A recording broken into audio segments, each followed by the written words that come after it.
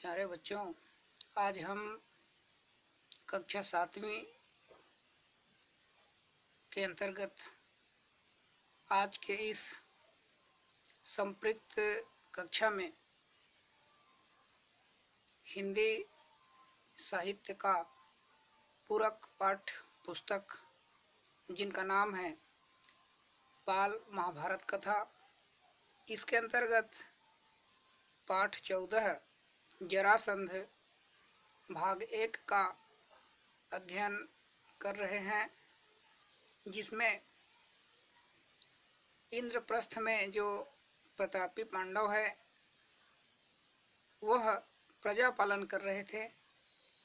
अर्थात जो लोग है, जो जनता है, उनका किस प्रकार से विधि पूर्वक किसी भी प्रकार से उनको कोई कष्ट न हो, इसे ध्यान में रखते हुए वह जो है शासन करने लगे। और उसी बीच में युधिष्ठिर के भाइयों तथा साथियों की यह इच्छा हुई कि अब राजसूय यज्ञ करके सम्राट पद प्राप्त किया जाए। इस बारे में सलाह करने के लिए युधिष्ठिर ने श्री कृष्ण को संदेश भेजा। उनको आने के लिए संदेश भेजा गया। जब श्री कृष्ण को यह मालूम हुआ कि युधिष्ठिर राजसूय यज्ञ करना चाहते हैं, तब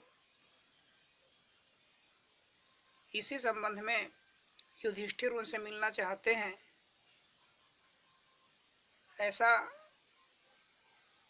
पता चलने पर वह तत्काल ही द्वारका से चल पड़े और इंद्रप्रस्थ पहुंच गए। इसी बीच में यह पता चलता है कि युधिष्ठिर ने श्री कृष्ण से कहा, मित्रों का कहना है कि मैं जो है राजसूय यज्ञ अर्थात अपने राज्य में घोड़े को छोड़ना और वह घोड़ा जहाँ भी जाएगा उन्हें कोई भी प्रदेश में जाने पर भी कोई न रोके। उनके मस्तक पर एक पोस्टर लगा रहेगा जिसमें राजा का नाम और राजा के द्वारा किया गया राजसूय यज्ञ का उल्लेख और साथ ही साथ उनका उद्देश्य भी लिखा रहेगा।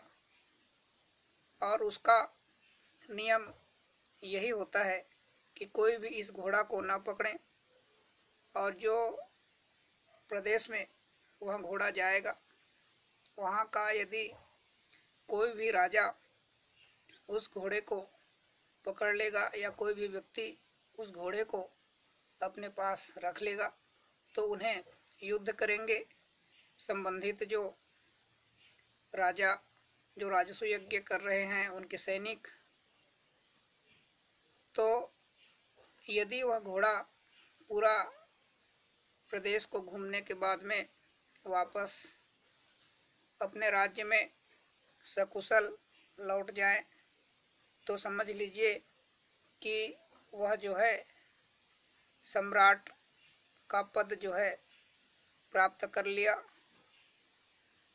तो इस संसार में सारे संसार के नरेशों का पूज्य हो जाएगा, उनका सम्मान बढ़ जाएगा और उनके द्वारा उन्हें कई प्रकार से सत्कार मिलेगा।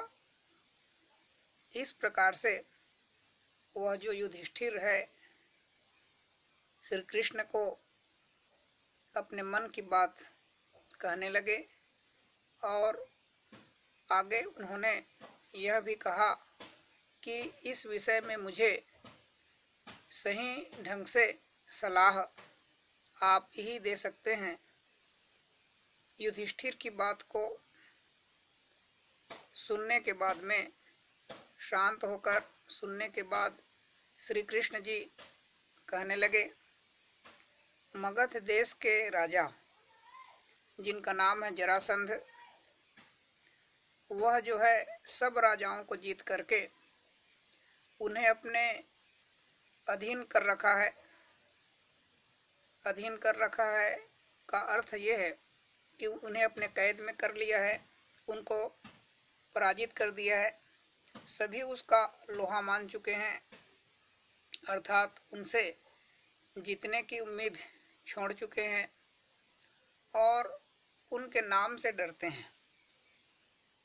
यहाँ तक कि शिशुपाल जैसे महान प्रतापी और शक्ति संपन्न राजा भी उसकी अधीनता को स्वीकार कर चुके हैं और उसकी छत्र छाया में रहना पसंद करते हैं। अतः जरासंध के रहते हुए और कौन सम्राट का पद जो है प्राप्त कर सकता है, ऐसा श्री कृष्ण जो है युधिष्ठिर के समक्ष कहने लगे। जब महाराज उग्रसेन का नासमझ बेटा कंस जरासंध की बेटी से ब्याह करके उसका साथी बन गया था, तब मैंने और मेरे बंधुओं ने जरासंध के विरुद्ध युद्ध किया था। इस प्रकार से श्री कृष्ण जो है युधिष्ठिर के सामने कहने लगे। 3 बरस तक हम उसकी सेनाओं के साथ में लड़ते रहे, पर आखिर में हम हार गए, पराजय का मुख देखना पड़ा। हमें मथुरा छोड़कर दूर पश्चिम द्वारका में जाकर नगर और दुर्ग बनाकर रहना पड़ा। इस प्रकार से जो सारी उस समय की घटना है, उन्हें श्री कृष्ण के माध्यम से जो युधिष्ठिर जी हैं उनके समक्ष कहने लगे। आपके साम्राज्याधीश होने में दुर्योधन और कर्ण को आपत्ति न भी हो, फिर भी जरासंध से इसकी आशा रखना व्यर्थ है, बेकार है। बगैर युद्ध के जरासंध इस बात को नहीं मान सकता है, स्वीकार नहीं कर सकता है। उन्हें ऐसा प्रतीत होता है कि केवल इस पृथ्वी में मैं ही सम्राट हूँ और सभी राजाओं में सर्वश्रेष्ठ हूँ। मुझसे अधिक शक्तिशाली इस संसार में कोई भी राजा हुए नहीं हैं। जरासंध ने आज तक पराजय का नाम तक नहीं जाना है। इस प्रकार से उन्हें सब बतलाया जाता है। ऐसे अजेय और पराक्रमी राजा जरासंध के जीते जी आप राजसूय यज्ञ नहीं कर सकेंगे। उसने जो राजे महाराजे अर्थात कई राजा और महाराजा को बंदी गृह में डाल रखे हैं, अर्थात कैद कर चुके हैं, किसी न किसी उपाय से पहले उन्हें छुड़ाना होगा। अर्थात हमें ऐसा कोई भी कार्य करना पड़े, हम तैयार हैं, लेकिन जो बंदी गृह में राजा और महाराजा हैं उन्हें मुक्ति दिलाना होगा। इस प्रकार से कहने लगे। तभी राजसूय करना आपके लिए साध्य होगा, अर्थात सरल होगा। श्री कृष्ण की इस प्रकार से बातें सुन करके शांति प्रिय राजा युधिष्ठिर बोले, आपका कहना बिल्कुल सही है। इस विशाल संसार में कितने ही राजाओं के लिए जगह है, कितने ही नरेश अपने अपने राज्य का शासन करते हुए इसमें संतुष्ट रह सकते हैं। आकांक्षा वह आग है, आकांक्षा अर्थात पाने की इच्छा, जो कभी बुझती नहीं है। इसलिए मेरी भलाई इसी में दिखती है कि साम्राज्याधीश बनने का, अर्थात पूरे राज्य का, पूरे संसार का राजा बनने का विचार छोड़ दूं और जो है उसी को लेकर के संतुष्ट रहूं। इस प्रकार से वह जो है अपने मंतव्य प्रस्तुत करने लगे। इसी बीच में जो युधिष्ठिर है उनकी यह विनयशीलता भीमसेन को अच्छी नहीं लगी, उन्हें नहीं भाया उनके द्वारा किया गया विनयशील की बात। और उसने कहा, श्री कृष्ण की नीति कुशल, अर्थात नीति में जो कुशलता है वही मेरा शारीरिक बल है, और अर्जुन का शौर्य, मेरा शारीरिक बल और अर्जुन का शौर्य एक साथ मिल जाने पर कौन सा ऐसा काम है जो हम नहीं कर सकते। इस प्रकार से वह जो है कहने लगे, यदि हम तीनों एक साथ चल पड़े तो जरासंध की शक्ति को चूर करके ही लौटेंगे। इस बात की आपको शंका नहीं करनी चाहिए। ऐसा जो भीमसेन है युधिष्ठिर के समक्ष कहने लगे। आगे और व्याख्या को हम अध्ययन करेंगे। उनके पूर्व इस पाठ के अंतर्गत जो शब्दार्थ के रूप में आपके इस संबंधित पाठ के अंतर्गत जो कठिन शब्द हैं उन्हें बताया जा रहा है, जो कि बहुत ही महत्वपूर्ण और परीक्षा उपयोगी है, जिसमें हम प्रथम नंबर का शब्दार्थ के रूप में देखेंगे संदेश, अर्थात समाचार, साथियों, मित्रों, तत्काल, तुरंत, सलाह, सुझाव, अधीन, गुलाम, आखिर, अंतिम, बेकार, व्यर्थ, पराजय, हार, बंदीगृह, कैदखाना, साध्य, सरल, निर्दोष, बिना दोष के, संतान, पुत्र, साहस, हिम्मत, सामर्थ्य, योग्यता, मुग्ध, प्रसन्न। इस प्रकार से आपका पाठ के अंतर्गत जो आप जिस पाठ को अध्ययन कर रहे हैं उसके संबंधित जो शब्दार्थ हैं उन्हें बताया गया। ऐसे कई विद्यार्थी हैं जो अभी तक ध्यानपूर्वक नहीं सुन पाए होंगे, समझ नहीं पाए होंगे या लिख नहीं पाए होंगे।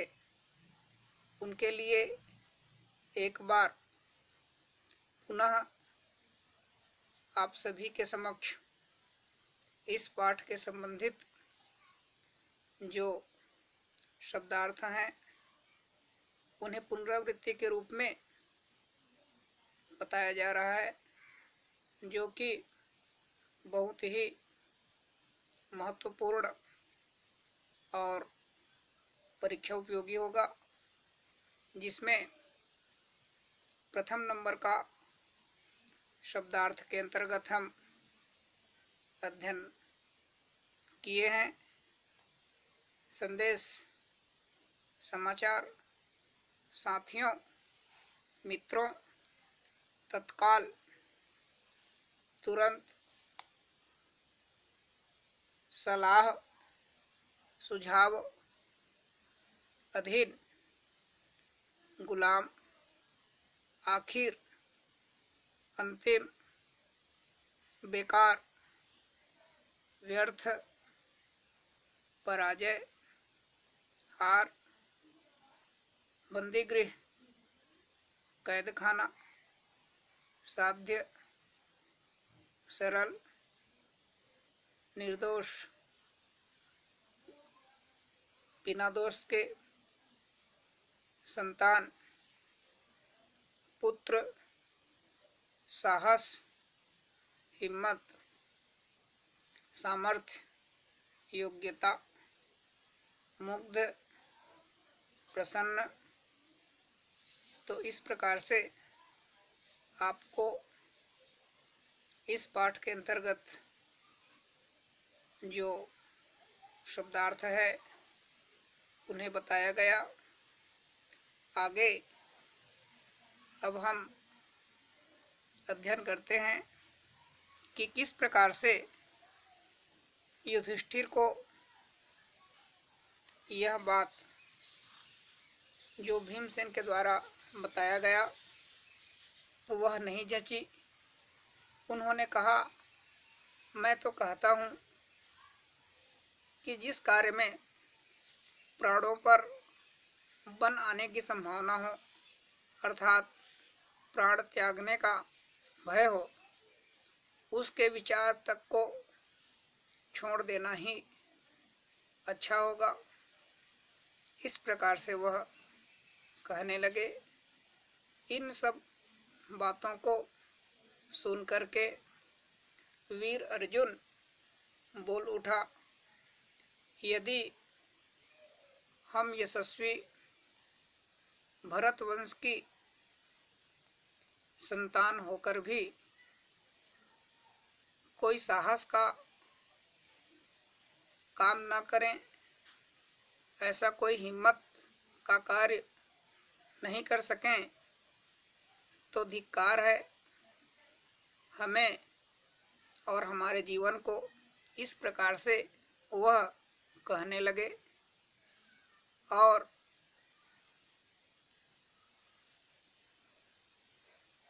ये कहने लगे कि जिस कार्य को करने की हम में सामर्थ्य है, जिस कार्य को करने की हम में योग्यता है,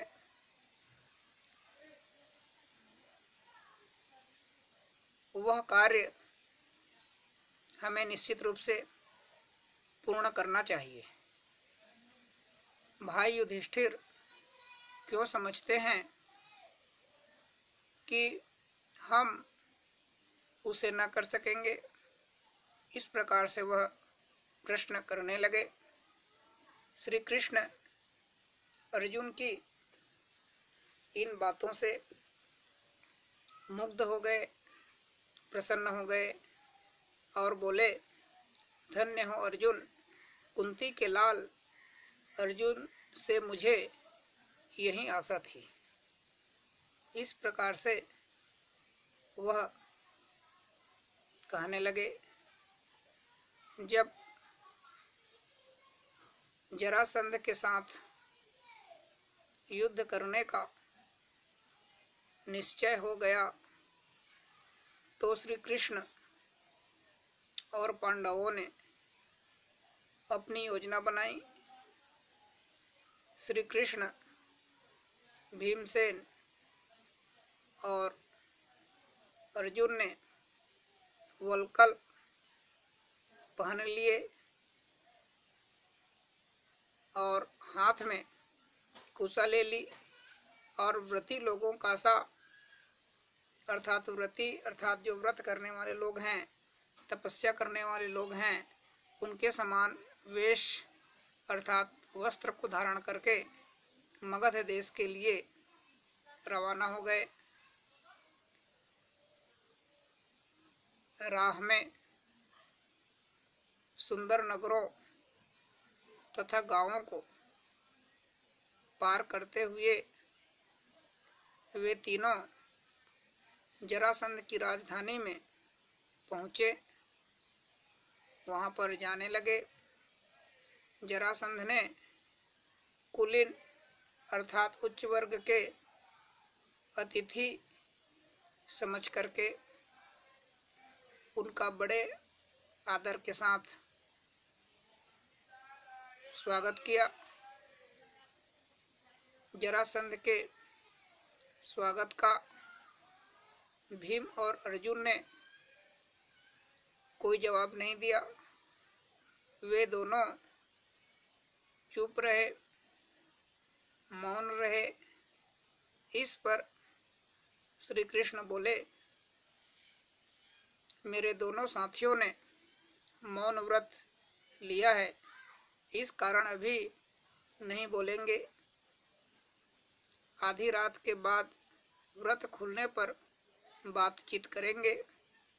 जरासंध ने इस बात पर विश्वास कर लिया और तीनों मेहमानों को यज्ञशाला में ठहराकर महल में चला गया।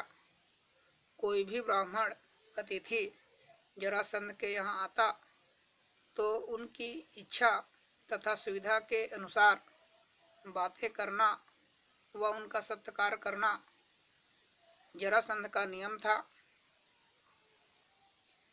इसके अनुसार आधी रात के बाद जरासंध अतिथियों से मिलने गया, लेकिन अतिथियों के रंग ढंग देखकर मगध नरेश के मन में कुछ शंका हुई।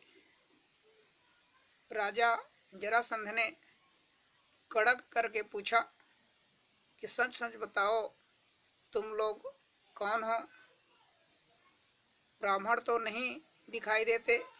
इस पर तीनों ने सही हाल बता दिया और कहा, हम तुम्हारे शत्रु हैं, तुमसे अभी द्वंद्व युद्ध करना चाहते हैं।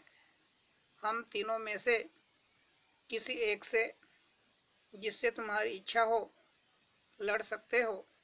हम सभी इसके लिए तैयार हैं। इस प्रकार से वह जो जरासंध है उनके समक्ष कहने लगे। तभी भीमसेन और जरासंध में कुश्ती शुरू हो गई।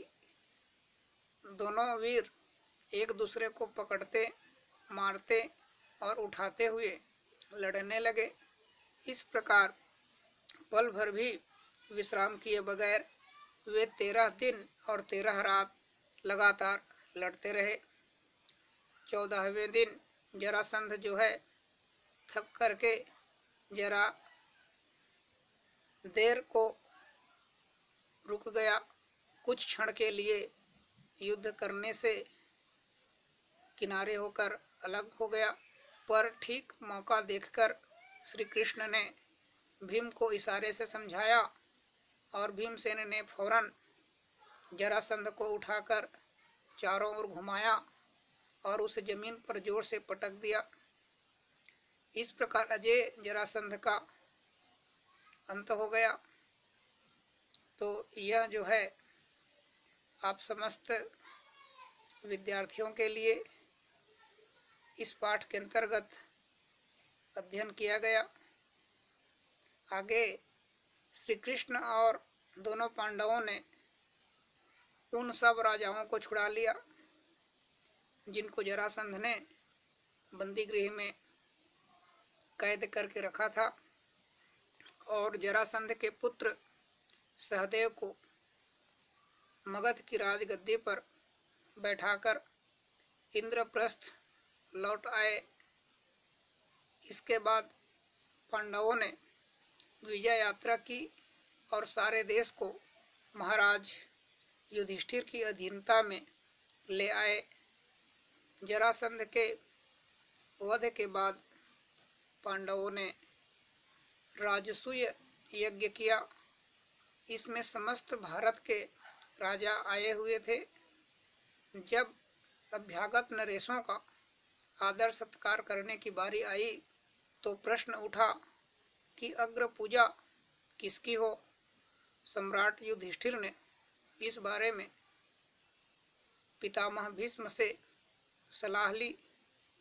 वृद्ध भीष्म ने कहा कि द्वारिकाधीश श्री कृष्ण की पूजा पहले की जाए।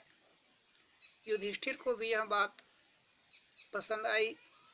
उन्होंने सहदेव को आज्ञा दी कि वह श्री कृष्ण का पूजन करें। सहदेव ने विधि पूर्वक श्री कृष्ण की पूजा की। वासुदेव का इस प्रकार गौरवान्वित होना चेदी नरेश शिशुपाल को अच्छा नहीं लगा। वह एकाएक उठ खड़ा हुआ और ठहाका मारकर हंस पड़ा। सारी सभा की दृष्टि जब शिशुपाल की ओर गई तो वह ऊंचे स्वर में व्यंग्य से कहने लगा, यह अन्याय की बात है कि एक मामूली से व्यक्ति को इस प्रकार गौरवान्वित किया जाता है। युधिष्ठिर को यों आड़े हाथों लेने के बाद में शिशुपाल सभा में उपस्थित राजाओं की ओर देखकर बोला, उपस्थित राजागण, जिस दुरात्मा ने कुचक्र रचकर वीर जरासंध को मरवा डाला, उसी की युधिष्ठिर ने अग्र पूजा की। इसके बाद उसे हम धर्मात्मा कैसे कह सकते हैं? उनमें हमारा विश्वास नहीं रहा है।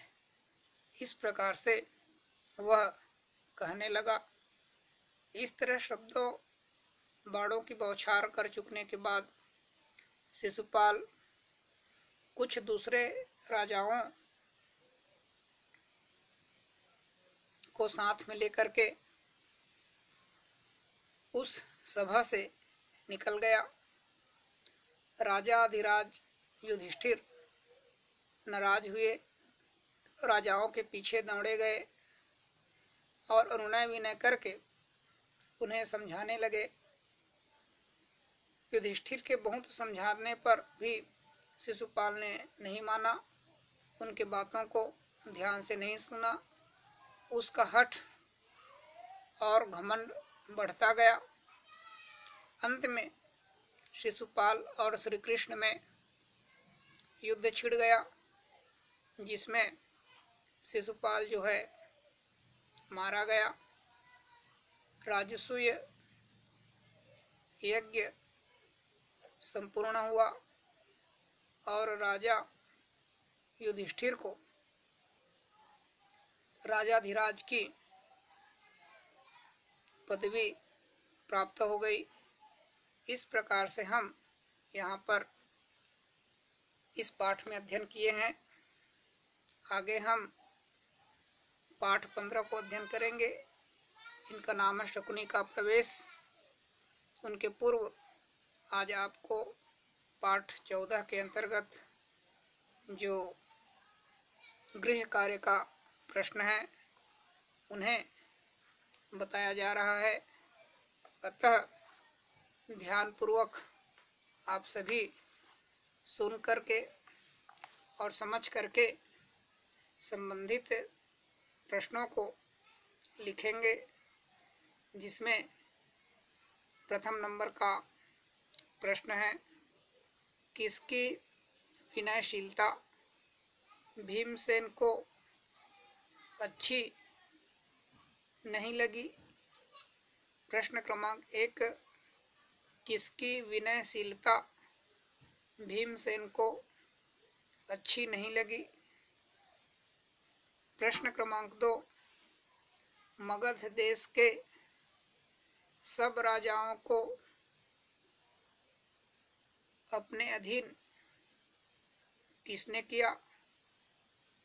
प्रश्न क्रमांक 2, मगध देश के सब राजाओं को अपने अधीन किसने किया। इस प्रकार से आप सभी का इस पाठ के अंतर्गत जो गृह कार्य का प्रश्न है उन्हें बताया गया। ऐसे भी कुछ विद्यार्थी हैं जो अभी तक ध्यानपूर्वक सुन करके समझ करके इन प्रश्नों को नहीं लिखे होंगे। उनके लिए पुनः पुनरावृत्ति के रूप में इन प्रश्नों को आप सभी के लिए बताया जा रहा है। ठीक उसी प्रकार ऐसे कई विद्यार्थी हैं जो कि बहुत ही होशियार हैं। उनके लिए भी इस पाठ के अंतर्गत जो प्रश्न हैं उन्हें बताया जाएगा, ताकि आपके माध्यम से आपके द्वारा लिखा हुआ वह जो गृह कार्य का प्रश्न है उनमें किसी भी प्रकार से अक्षर, मात्रा या व्याकरण की दृष्टि से त्रुटि न हो, इसे ध्यान में रखते हुए आप सभी इन प्रश्नों को ध्यानपूर्वक मिलान करेंगे, ताकि परीक्षा के समय आपको किसी भी प्रकार का समस्या न हो। आप सभी को प्रथम नंबर का प्रश्न के अंतर्गत बतलाया गया है, किसकी विनयशीलता भीमसेन को अच्छी नहीं लगी। प्रश्न क्रमांक 1, किसकी विनयशीलता भीमसेन को अच्छी नहीं लगी। प्रश्न क्रमांक 2, मगध देश के सब राजाओं को अपने अधीन किसने किया। प्रश्न क्रमांक 2,